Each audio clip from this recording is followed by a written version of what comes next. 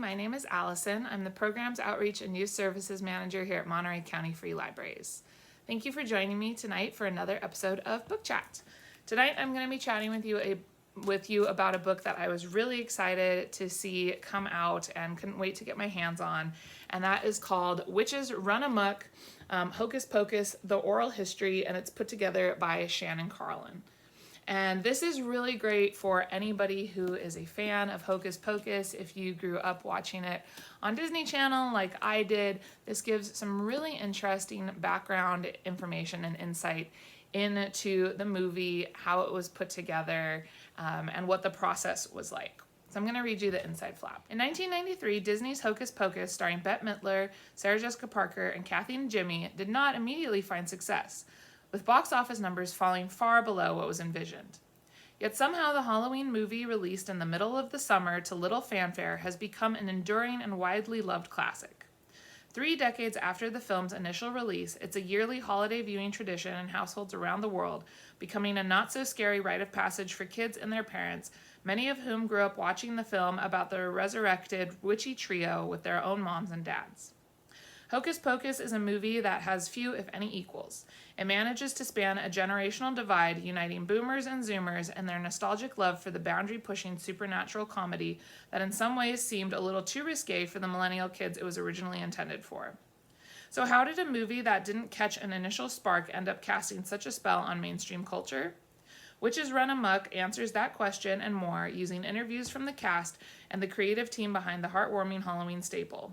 The book is a love letter to Hocus Pocus's millions of devoted fans and a fascinating read for anyone who wants to understand how the Disney movie became a pop culture phenomenon. So I was really interested in this because I grew up watching Hocus Pocus. I really loved it. At one point, my ex-boyfriend, his cousin, was actually one of the main characters in the movie, so I got to meet her, and that was really, really cool. So it's always been a staple for me, and I was just really interested in learning more about how it was made, especially with the sequel having come out a couple years ago, so long after the original movie aired.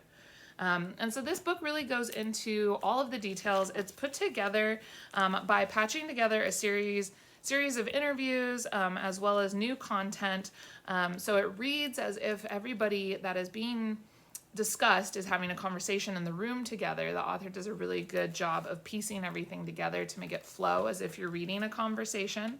One of the most interesting things to me was reading about the development of the cat Binks and all of the different things that they had to do to get that cat to function the way they wanted, especially in 1993, when we weren't dealing with the same level of CGI technology that we have today. So they talk about training actual cats, the animatronic cat that they used, the process of getting the CGI mouth right.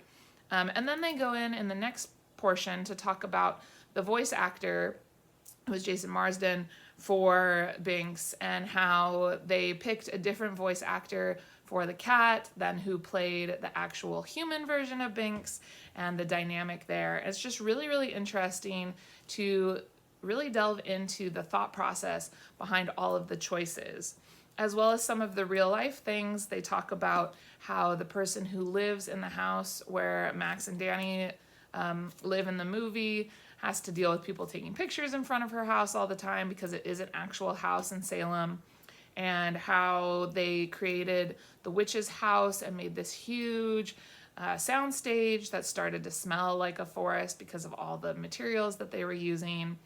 How they all didn't really want the witch's house, which was a complete structured house, not just different sets, but actually a house that they built. How nobody really wanted to take it apart, but they couldn't figure out where they would store it because it was a real house, and how one of the production people actually thought about paving over his swimming pool in his backyard to put it in. So it's just really interesting background insider information. If you grew up watching Hocus Pocus, or even if you didn't grow up watching Hocus Pocus but have found a love for it recently, then you'll really enjoy Witches Run Amok. It's really great. We have it available in our collection. Thank you so much for joining me this evening, and I'll see you next time. Bye-bye.